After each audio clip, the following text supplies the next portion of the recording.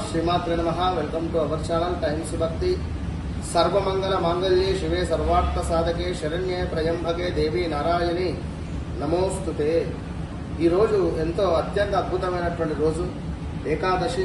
ఈ రోజు ఈ యొక్క ఏకాదశి నిర్జల ఏకాదశిగా చెప్పబడేటువంటి ఈ రోజు పరమ పవిత్రమైనటువంటి రోజు। జ్యేష్ఠ మాసంలో ఈ ఏకాదశిని నిర్జల ఏకాదశిగా చెప్పడం జరుగుతూ ఉంటుంది।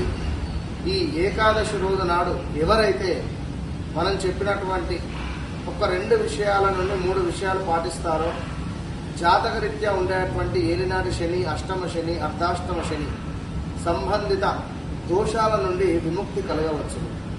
ఎందుకు అంటే మేషరాశి వారు కానీ, సింహరాశి వారు కానీ, ధనస్సు రాశి వారు కానీ, అదేవిధంగా వృశ్చిక రాశి వారు గురుబలం తగ్గింది, మకర రాశి వారికి గురుబలం తగ్గింది। సో మీనరాశి, కుంభరాశి ఇట్టి రాసున్నటువంటి వారికి ఎంతో అత్యంత అద్భుతమైనటువంటి రోజులు మనకు వెళ్ళిపోయాయి। ఇప్పుడు గురుమౌఢ్యమి నడుస్తూ ఉన్నది। ఇట్టి గురుమౌఢ్యమి మరలా తిరిగి ఆషాఢ మాసం రాబోతూ ఉన్నది। మరి ఇట్టి ఆషాఢ మాసంలో అమ్మవారికి సంబంధించినటువంటి గుప్త నవరాత్రులు వారాహి అమ్మవారికి సంబంధించినటువంటివి మొదలు కాబోతున్నాయి। సో ఈ ఏకాదశి రోజు నాడు ఎవరైతే ఏలినాటి శని, అష్టమ శనితో బాధపడేటువంటి వారు తప్పకుండా వెంకటేశ్వర స్వామికి తులసి మాలను డొనేట్ చేయండి।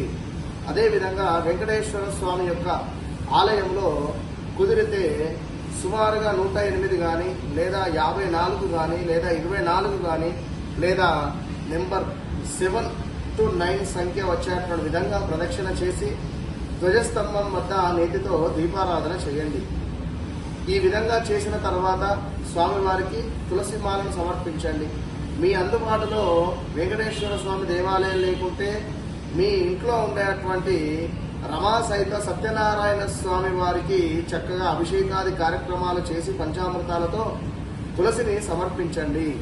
ఎవరైతే ఈరోజు ఏలినాటి శని, జాతకరీత్యా శని సంబంధిత దోషాలతో ఇబ్బంది పడేటువంటి వారు, తరచూ కూడా ప్రమాదాలు కానీ, తరచూ కూడా హెల్త్ రిలేటెడ్ ఇబ్బందులు కానీ, ఈ యొక్క కాళ్లకు సంబంధించినటువంటి ఇబ్బందులు కానీ, నరాలకు సంబంధించినటువంటి ఇబ్బందులతో బాధపడేటువంటి వారు, ఏదో నాకు దగ్గర దాకా వచ్చి మిస్ అయిపోతుంది అనుకునేటువంటి వారు, బ్యాంకు లోన్స్ కోసం ట్రై చేసేటువంటి వారు అందరూ కూడా ఈ యొక్క నిర్జల ఏకాదశి రోజు నాడు శ్రీ వెంకటేశ్వర స్వామిని కొలవండి, లేదా శ్రీ రామచంద్రుల వారి యొక్క క్షేత్రం ఉన్నా కూడా అచటకు వెళ్ళి తప్పకుండా స్వామివారి యొక్క దర్శనాది కార్యక్రమాలు చేసుకోండి।